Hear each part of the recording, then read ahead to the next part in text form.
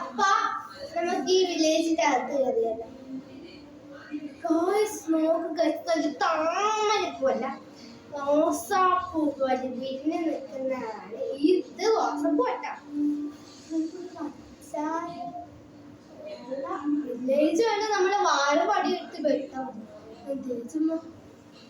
നമുക്ക് വീട്ടിനകത്ത് കയറിയല്ല എന്തൊക്കെയുണ്ടെന്ന് അറിയല്ല. സ്വർണ്ണാഭരണം തട്ടിക്കിട്ടല്ലേ